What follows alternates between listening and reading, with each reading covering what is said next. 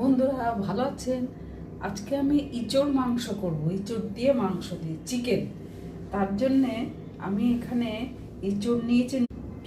এর মধ্যে মাংসটা এখনো দিতে পারিনি, মাংসটা এখনো ধোয়া হয়নি। এই যে পেঁয়াজ রসুন আদা,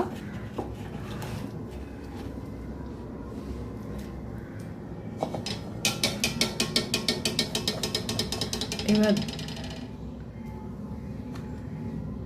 জিরের গুঁড়ো,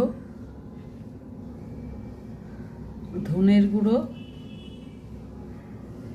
হলুদের গুঁড়ো আর ধনের গুঁড়োটা।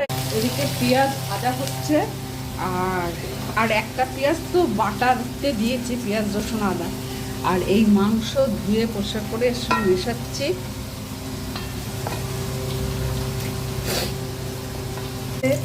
দেবো এখানে তিল, কাঁচা লঙ্কা, 2 কোয়া রসুন আছে।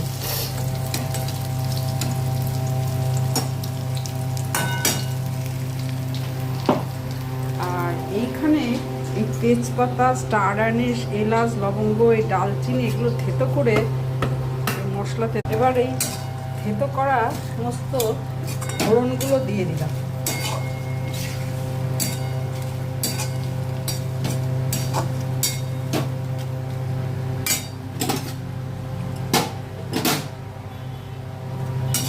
এবার এই মাংসটায় বড় কড়াই ছাড়া হবে না, এখানে দিয়ে দিলাম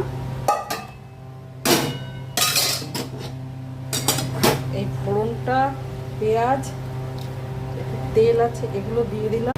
একটা বেটে আর 2টো ফ্রাই পেঁয়াজ ভাজা করে দিয়েছিলাম, আর 3টে ছোট ছোট, ছোট ঠিক না মিডিয়াম। কষা হয়ে গেছে,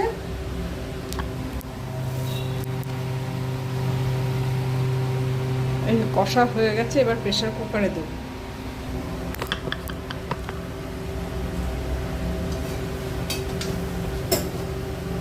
এবার আলুটা দিলাম। আলুটা ওটা তো 4-5টা সিটি লেগেছে, দেশি মুরগি, সেই জন্যে আলুটা দিয়ে একটা সিটি দিতে হবে। আলুটা তখন আমি দেইনি।